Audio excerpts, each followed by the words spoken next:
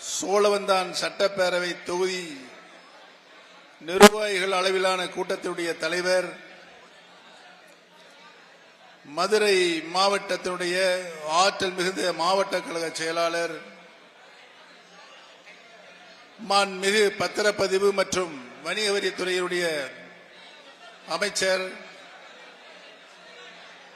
அன்பிற்கினிய அருமை சகோதரர் திரு மூர்த்தி அவர்களை, மாவட்ட கழகத்தினுடைய அவைத்தலைவர் எம்.ஆர்.எம். பாலசுப்பிரமணியம் அவர்களை, சோழவந்தான் சட்டப்பேரவை தொகுதியுடைய சட்டமன்ற உறுப்பினர் அன்பிற்கினிய அருமை சகோதரர் திரு வெங்கடேசன் அவர்களை, ஆற்றல் மிகுந்த ஒன்றிய கழகத்துடைய செயலாளர் ஏ தனராஜ் அவர்களை, பேரூர் கழகத்துடைய செயலாளர் டி ரகுபதி அவர்களை, எஸ் பரந்தாமன் அவர்களை, ஏ முத்தையன் அவர்களை, வி அருண்குமார் அவர்களை, பால ராஜேந்திரன் அவர்களை, பால் பாண்டியன் அவர்களை, எனக்கு முன்னாலே நல்ல பல கருத்துக்களை சுருக்கமாக பேசினாலும் சிறப்பாக பேசி அமர்ந்திருக்கின்ற முன்னாள் நாடாளுமன்ற உறுப்பினர் திரு ஓபிஆர் ரவீந்திரநாத் குமார் அவர்களை, எனக்கு முன்னாலே பேசி அமர்ந்திருக்கின்ற மதுரை நாடாளுமன்ற உறுப்பினர் அன்பு சகோதரர் கோபாலகிருஷ்ணன் அவர்களை, முன்னாள் சட்டப்பேரவை உறுப்பினர் அன்பு சகோதரர் திரு ஐயப்பன் அவர்களை, தொகுதியினுடைய பொறுப்பாளர் பசுமுன் மாறன் அவர்களை, சுபதா சம்பத் அவர்களை, ச தனசேகர் அவர்களை, சத்ய பிரகாஷ் அவர்களை, கருணாகர சிவில் பாண்டியன் அவர்களை, தலைமை செயற்குழு உறுப்பினர் சேகர் சிறிதர் கிரி அவர்களை, பொதுக்குழு உறுப்பினர்கள் கரு தியாகராஜன் முருகேசன் அவர்களை, பேரூராட்சியுடைய தலைவர்கள் ரேணுகா ஈஸ்வரி அவர்களை, துணைத் தலைவர்கள் சுமதி பாண்டியராஜன் அவர்களை, ஜெயராமன் அவர்களை, சாமிநாதன் அவர்களை, கார்த்திக் அவர்களை, லதா கண்ணன் அவர்களை,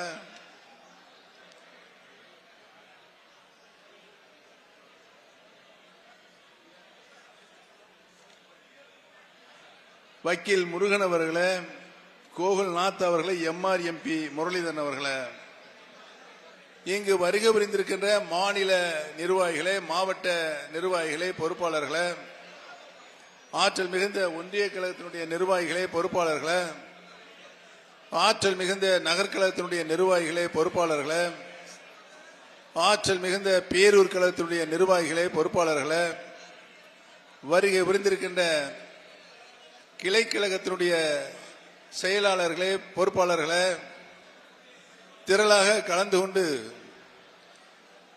கூட்டத்திற்கு சிறப்பினை தந்து கொண்டிருக்கின்ற மகளிர் அணியை சார்ந்த சகோதரிகளே, தாய்மார்களே, வருகை புரிந்திருக்கின்ற நண்பர்களே, அன்பர்களே, உங்கள் அத்தனை பேர்களுக்கும் என்னுடைய நன்றிய வணக்கத்தையும் இந்த கூட்டத்தின் மூலமாக தெரிவித்துக் கொள்ள கடமைப்பட்டிருக்கின்றேன்.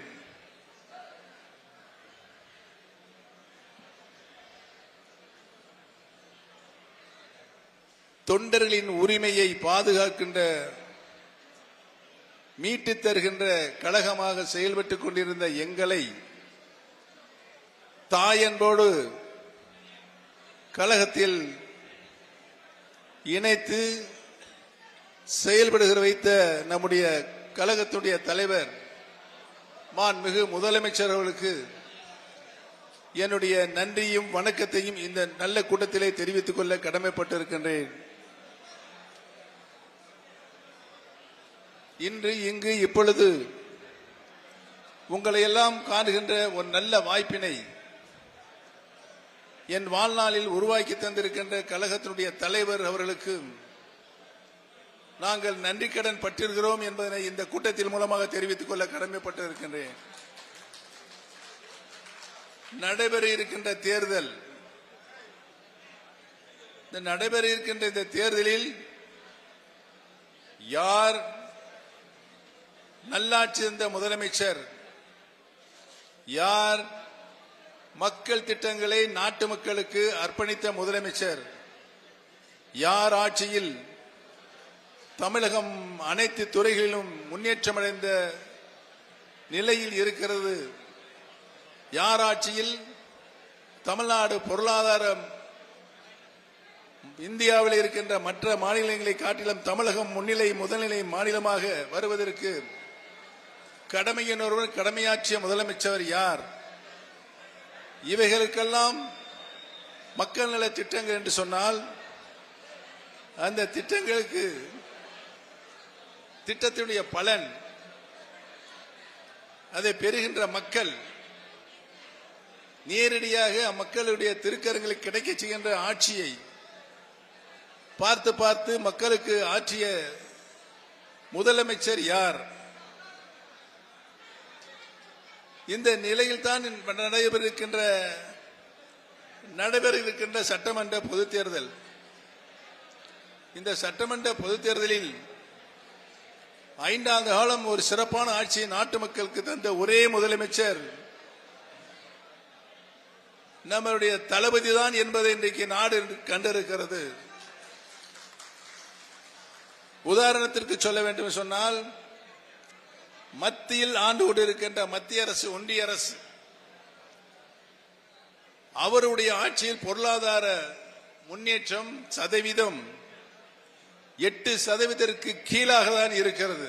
ஆனால் நம்முடைய முதலமைச்சர் அவர்கள் 5 ஆண்டு காலம் இந்த நாட்டிற்கு தியாக எண்ணத்தோடு நாடும் நாட்டு மக்களும் வளம் பெற வேண்டும் என்று சீரிய நோக்கத்தோடு ஆட்சி நடத்தியதனால் நம்முடைய தமிழ்நாட்டுடைய பொருளாதார முன்னேற்றம் 11.08% உயர்ந்திருக்கிறது என்பதை நான் இங்கு பணிவோடு தெரிவித்துக் கொள்ள கடமைப்பட்டிருக்கிறேன்.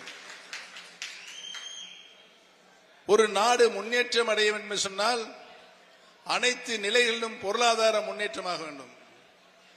பொருளாதாரம் முன்னேற வேண்டும் என்று சொன்னால் அந்த மாநிலம் தொழில் வளம் மிகுதியாக இருக்கின்ற மாநிலமாக இருக்க வேண்டும். இந்தியாவில் தொழில் வளம் நிறைந்த மாநிலங்கள் முதல் வரிசையிலும் 2வது வரிசையிலும் இருக்கிறது நம்முடைய தமிழ்நாடும் மகாராஷ்டிரா மாநிலமும். இந்த மகாராஷ்டிரம் தமிழ்நாடு மாநிலம் போல மற்ற மாநிலங்களும் பெறுகின்ற நிதியை, வரியை மத்திய தொகுப்பிற்கு அனுப்பி கொண்டிருக்கிறது. மத்திய தொகுப்பில் நிதியை வைத்துக் கொண்டு குவித்துக் கொண்டு அதை பெறுகின்ற மாநிலங்கள் அத்தனை மாநிலங்களுக்கும், இந்தியாவில் இருக்கின்ற அத்தனை மாநிலங்களுக்கும் அங்கு வாழுகின்ற மக்களினுடைய அடிப்படை தேவைகளை, முன்னேற்றங்களுக்கு பிரித்து கொடுக்கின்ற பணியை இந்திய அரசியலமைப்பு சட்டப்படி இந்திய தேர்தல் கமிஷன் வரையறை செய்தது. ஒவ்வொரு மாநிலத்திற்கும் என்னென்ன சதவீதம் வளர்ச்சி பணிக்கு தர வேண்டும் என்று.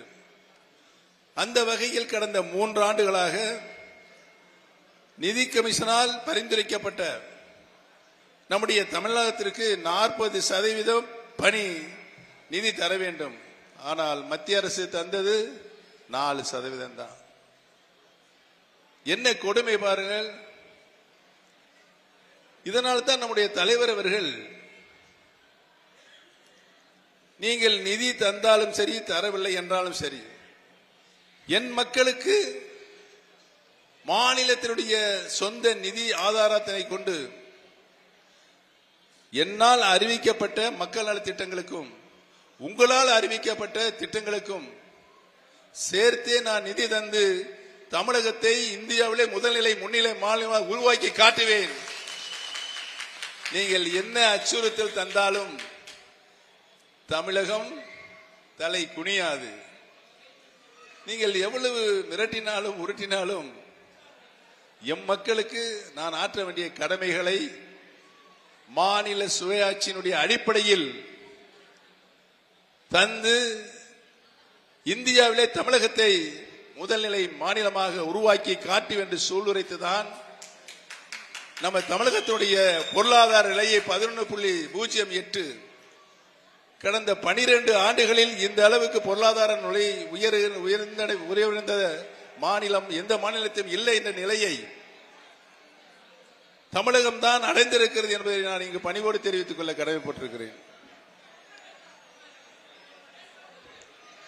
ஒரு மனிதனுக்கு உண்ண உணவு, உடுக்க உடை, இருக்க இருப்பிடம், இதை நிறைவாக வாழுகின்ற மக்களுக்கு சம நீதியோடு வாழ்க்கையின் அடித்தளத்தில் இருந்த மக்கள், மேல்தட்டு மக்களுக்கு இணையாக தங்களுடைய வாழ்க்கை நடைமுறையை கொண்டு போய் நிலைநிறுத்த வேண்டும் என்று நம்முடைய கழக தலைவர் நல்ல பல திட்டங்களை நாட்டு மக்களுக்கு அர்ப்பணித்துக் கொண்டிருக்கிறார்கள்.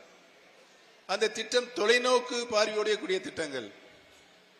அந்த திட்டத்தினுடைய பலன் இன்றைக்கு வாழுகின்ற மக்களும் பெற வேண்டும். எதிர்காலத்தில் 50-100 ஆண்டுகளுக்கு பின்னாலே வருகின்ற நம்முடைய எதிர்கால சந்ததியினரும் பெற வேண்டும் என்று ஒவ்வொரு திட்டங்களையும் தொலைநோக்கு பார்வையோடு கூடிய திட்டங்களாக நாட்டு மக்களுக்கு தந்து அதனுடைய பலனை இன்றைக்கு வாழுகின்ற மக்களுடைய திருக்கரங்களில் கிடைக்க செய்கின்ற ஆட்சியை நம்முடைய மாண்புமிகு முதலமைச்சர் அவர்கள் செயல்படுத்திக் கொண்டிருக்கிறார்கள். அதிலும் குறிப்பாக உதாரணத்துக்கு சொல்ல வேண்டும் சொன்னால், மகளிருக்கு உரிமை தொகை எந்த மாநிலத்திலும் இல்லை. மாதம் 1000 ரூபாய், 3 மாதங்களுக்கு 3000 ரூபாய் சேர்த்து வர இருக்கின்ற 2 மாதங்களுக்கும் 5000 ரூபாயை தாய்மார்களுக்கு சகோதரிக்கே தெரியாம இரவோடு இரவாக அவருடைய வங்கி கணக்கில் போய் சேர்ந்து விட்டது. காலையில் வங்கி அதிகாரிகள் அந்த குடும்ப தலைவரிடம் தொலைபேசியில் தொடர்பு கொண்டு, அம்மா தாய்மார்களே, உங்களுடைய வங்கி கணக்கில் 5000 ரூபாய் வந்து சேர்ந்திருக்கிறது, நீங்கள் எப்பொழுது வந்தாலும் அதை பெற்றுக்கொள்ளாமல். ஐயா, அப்படியா, யார் தந்தது 5000 ரூபாய்? மாண்புமிகு நம்முடைய முதலமைச்சர் தான் தந்தார்கள் என்று சொல்லுகின்ற பொழுது தமிழ்நாடே ஒரு இன்ப அதிர்ச்சிகள். என்ன தம்பி, அவர் மட்டும் தட்டு தட்டிக்கிட்டே இருக்காரு. இதுபோல எண்ணற்ற திட்டங்களை நாட்டு மக்களுக்கு அர்ப்பணிக்கின்ற முதலமைச்சராக அரசு போக்குவரத்து கழகங்களில் இலவச பயணம்,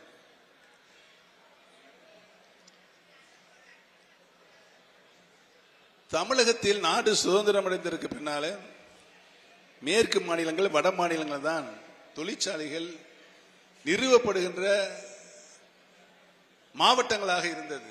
ஆனால் இதை கருத்தில் எடுத்துக்கொண்டு மாண்புமிகு முதலமைச்சர் அவர்கள் தென் மாவட்டங்களாக, தெற்கத்திய மாவட்டங்களாக இருக்கின்ற ராமநாதபுரம் மாவட்டம், தூத்துக்குடி மாவட்டம், சிவகங்கை மாவட்டம், விருதுநகர் மாவட்டம், மதுரை மாவட்டம், திண்டுக்கல் மாவட்டம், தேனி மாவட்டம், திருநெல்வேலி மாவட்டம் போன்ற பின்தங்கிய தொழில் வளர்ச்சியில் பின்தங்கிய மாவட்டங்களுக்கு தொழிற்சாலைகளை அந்த மாவட்டங்களுடைய மக்களுடைய பொருளாதார நிலை உயர்வதற்கும் நாட்டுடைய பொருளாதார நிலை உயர்வதற்கும் தொழிற்சாலைகளை மிகுதியாக கொண்டு வந்து அம்மாவட்ட மக்களுக்கு அளித்திட வேண்டும் என்ற நல்ல நோக்கத்தோடு இன்றைக்கு உலகத்திலே இருக்கின்ற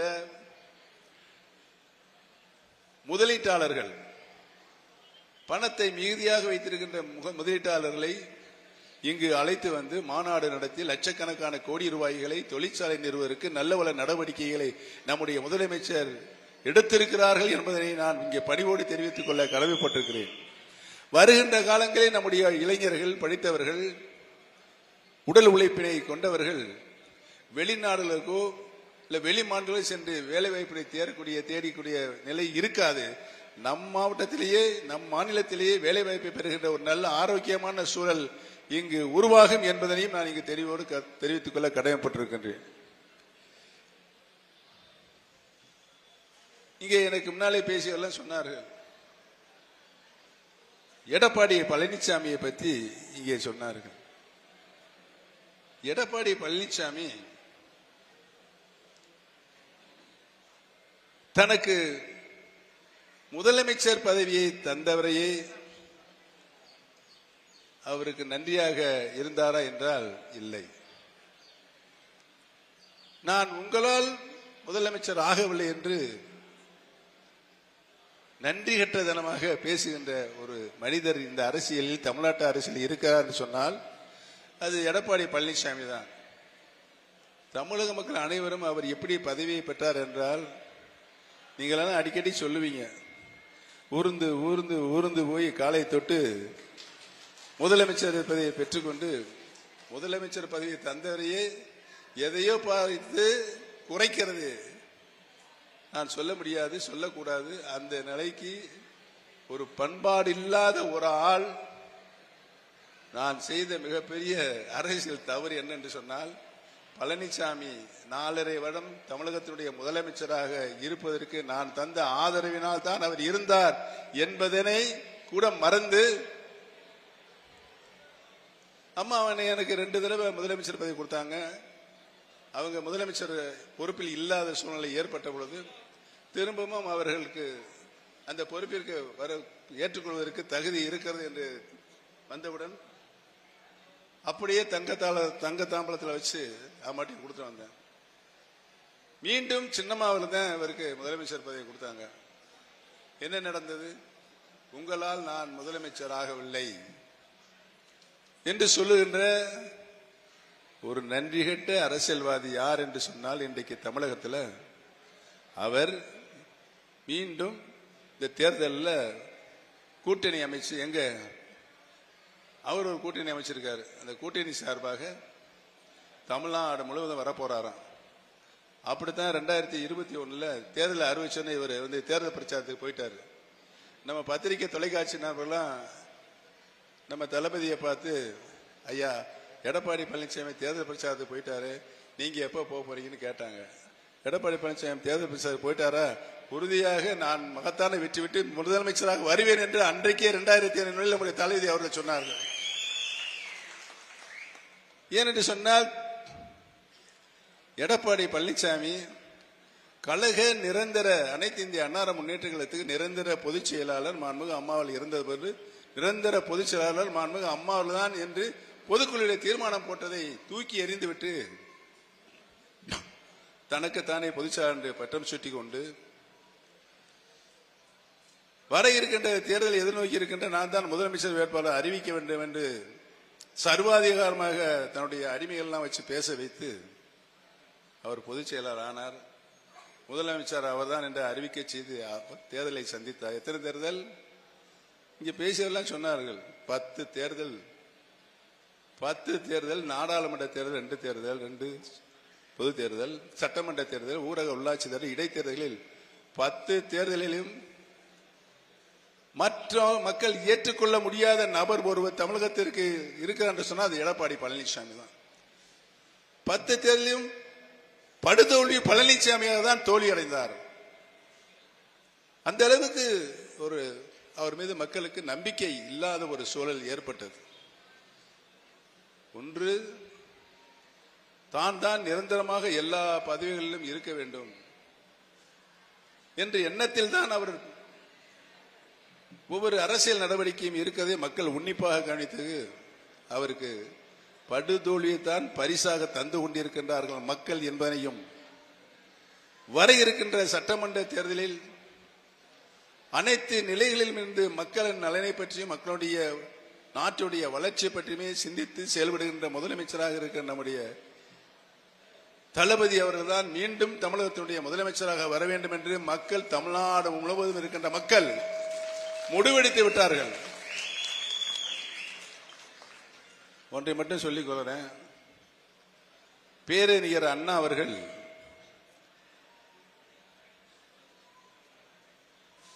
முத்தமிழறிஞர் கலைஞர் அவர்கள், புரட்சி தலைவர் எம்ஜிஆர் அவர்கள், மாண்புமிகு அம்மா அவர்கள், இன்றைக்கு மாண்புமிகு நம்முடைய முதலமைச்சர் தளபதி அவர்கள், இவர்கள்தான் தமிழகத்திற்கு முதலமைச்சராக வர வேண்டும் மக்கள் வாக்களித்து ஓட்டு போட்டு முதலமைச்சரானவர்கள். எடப்பாடி யாரால் முதலமைச்சரான உங்களுக்கு தெரியும். முதலமைச்சர் தந்தவருக்கே நன்றி இல்லாத நபர் அவர். நாமினேட் முதலமைச்சர், நானும் நாமினேட் முதலமைச்சர் தான். மாண்புமிகு அம்மா அவர்களாலும் மாண்புமிகு சின்னம்மாவர்களாலும் நான் முதலமைச்சர் ஆகப்பட்டேன். கேட்டார்கள், என்னை முதலமைச்சர் ஆக்கியவர்கள் அம்மாவும் சின்னம்மா கேட்டார்கள், கொடுத்து விட்டு நான் பாட்டு சிவனேசன் வீட்டுக்கு வந்துட்டேன். அதுதான் தனக்கு பதவி கொடுத்தவர்களுக்கு நான் செய்த நன்றி. உங்களில் ஒருவனாக இருந்தவன் நான். என்னால் அரசியலில் எந்த இழுக்கும் வரக்கூடாது என்று எண்ணி தந்தவர்களுக்கு அதை திருப்பி கொடுக்கின்ற ஒரு நபராகத்தான் என்னுடைய அரசியல் வாழ்க்கையில் நான் நடந்திருக்கிறேன் ஒழிய என்னை எந்த நிலையிலும் அரசியல் ஒரு மூலையில் கூட அரசியலில் ஓபிஎஸ் இருக்கக்கூடாது என்று பொதுக்குழு விளைத்து அந்த அளவிற்கு அவமானப்படுத்தினார்கள் என்பதெல்லாம் உங்களுக்கு நன்றாக. நான் என்ன சொன்னேன்? கட்சியை இணைங்கன்னு சொன்னேன். முடியாது. இவங்க தாத்தா ஆரம்பிச்ச கட்சியா 1% முடியாது. இவர் முதலமைச்சர் ஆக்கிய சின்னம்மாவே நிறுவல் கேட்கிறாங்க, என்னங்க சின்னம்மா வந்து கட்சி, அதெல்லாம் முடியாதுங்க. 1% கூட அதுக்கு வாய்ப்பு இல்லையா? யார் சொல்றது? பழனிசாமி சொல்றாரு. இவருங்க என்ன தாத்தா ஆரம்பிச்ச கட்சியா அந்த கட்சி? இந்த மாதிரி நபர் அரசியலில் இருக்கலாமா வேண்டாமா, இருக்கக்கூடாது என்று முடிவெடுக்க வேண்டிய சக்தியாக உங்களுடைய சக்திகள் இருக்கிறது.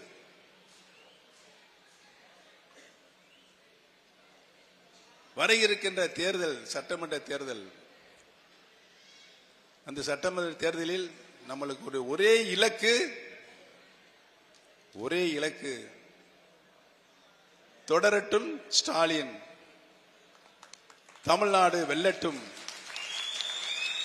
தமிழ்நாடு சொல்லுங்க, உட்கார்ந்து சொல்லுங்க.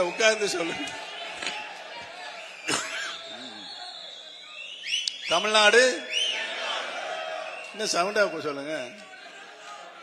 முன்னால உட்கார்ந்துட்டு கையை கட்டிட்டு உட்கார்ந்துருக்கீங்க, சொல்லுங்க.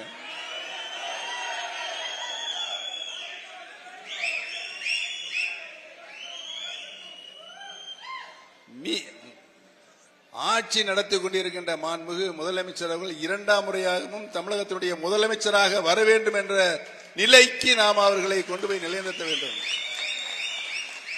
நமது சின்னம் நல்லா சொல்லுங்க, மேடையில் இருக்குல்ல. அதாவது இந்த லோகத்தை ஆண்டு கொண்டிருக்கிறது 9 கோள்கள். 9 கோள்கள்: ஞாயிறு, திங்கள், செவ்வாய், புதன், வியாழன், வெள்ளி, சனி, ராகு, கேது. இதுல பவர்ஃபுல் கோள் எதுனா சூரியன். பவர்ஃபுல் கோள் சூரியன். அதுதான் அந்த லோகத்தை ஆண்டுகிட்டு இருக்கு. இந்த சூரியன் வந்து மற்ற கோள்களை லட்சக்கணக்கான கிலோமீட்டர்களை தள்ளி இருக்கு. அவ்வளவு லட்சக்கணக்கான கிலோமீட்டர் தள்ளி இருக்கின்ற இந்த சூரியன், அது பக்கத்துல போன என்ன ஆகும்? பொசுங்கிருவாங்க. சூரியன் தருகின்ற ஆக்சிஜன் அதை உள்வாங்கிக் கொண்டுதான் மனிதன் இன்றைக்கு உயிர் வாழ்ந்து கொண்டிருக்கிறார். தாவரங்களும் உயிர் வாழ்ந்து கொண்டிருக்கின்ற, வளர்ச்சி அடைகின்ற நிலையில் இருக்கிறது என்பது இன்றைக்கு நிதர்சனமான உண்மை. உலகத்தையே ஆட்டி படைக்கின்ற சக்தியாக இன்றைக்கு சூரியன். அந்த சூரியனை நமது பேரறிஞர் அண்ணா அவர்கள் திராவிட முன்னேற்ற கழகம் என்ற இந்த மாபெரும் இயக்கத்தை தோற்றுவிக்கும் போது அதனுடைய வெற்றி சின்னமாக தந்திருக்கிறார்கள். மிகப்பெரிய ஆராய்ச்சி செஞ்சதே அவர் தந்தார் என்பது இன்னைக்கு நிரூபணமாக இருக்கிறது. ஆக நடைபெற இருக்கின்ற தேர்தல், அந்த தேர்தலில் இங்க இருக்கின்ற முகமலர்ச்சி அவர்கள் எங்களுக்கு தந்த வரவேற்பெல்லாம் பார்க்கும்போது மிக வெற்றி புண்ணையோடு நீங்கள் அனைவரும் அமர்ந்திருந்ததையும் எங்களை வரவேற்றவர்களுடைய முகங்களிலும் திருமுகங்களையும் காணுகின்ற காட்சி எங்களுக்கு தெரிந்தது. இன்னும் இவ்வளவு மகிழ்ச்சியோடு இருக்கிறாங்களே அப்படிங்கறத நான் சிந்தித்து பார்க்கும்போது, நீங்கள் தேர்தல் கால பணிகளை 2 ஆண்டுகளுக்கு முன்பாக தொடங்கி விட்டீர்கள் என்பது எனக்கு நன்றாக தெரியும். உங்களுடைய அடிப்படை பணிகளை, தேர்தல் கால பணிகளை, அடிப்படை பணிகளை முடித்து நாளை தேர்தல் வந்தாலும் நம்முடைய வெற்றி சின்னமாம் உதயசூரியன் மாபெரும் வெற்றி பெறும் என்ற நிலையை நீங்கள் ஏற்படுத்த தயாராக இருந்து கொண்டிருக்கிறீர்கள். ஆக எந்த நேரத்தில் தேர்தல் வந்தாலும் அறிவிக்கப்பட்டது, தேதியும் அறிவித்து விட்டது. அறிவித்த தேதியில் உறுதியாக தேர்தல் நடைபெறும். அந்த தேதியில் பெரியவர்களே, தாய்மார்களே, உங்களுடைய வாக்குகள் மட்டுமல்லாமல் நம்முடைய சுற்றத்தார்கள், சொந்த பந்தங்கள், நம்முடைய தளபதி ஆட்சியின் மீது நம்பிக்கை வைத்தவர்கள் அனைவரும் ஒன்று சேர்ந்து திரண்டு காலை 7 மணிக்கு அங்க போய் வாக்குகளை பதிவு செய்யணும். நம்முடைய வெற்றி 8 மணிக்கு உறுதியாக்கப்பட வேண்டும். 6ஆம் தேதி வாக்குகள் எண்ணுகின்ற பொழுது தமிழகத்தில் இருக்கின்ற அனைத்து சட்டமன்ற தொகுதியிலும் நம்முடைய திராவிட முன்னேற்ற கழகம் முன்னிலை பெற்று வருகிறது என்ற செய்தியை நாட்டு மக்களுக்கு அறிவிக்க வேண்டும். அந்த நிலையை உருவாக்கி களப்பணியாற்றி கடமையாற்றி வெற்றிக்கனியை லாவகமாக பறித்து நம்முடைய மாண்புமிகு முதலமைச்சருடைய திருக்கரங்களை ஒப்படைக்கின்ற கலங்காக உங்களுடைய கரங்கள் இருக்க வேண்டும் என்று உங்களிடையே மெத்த பணியோடு கேட்டு அமைகிறேன். நன்றி, வணக்கம்.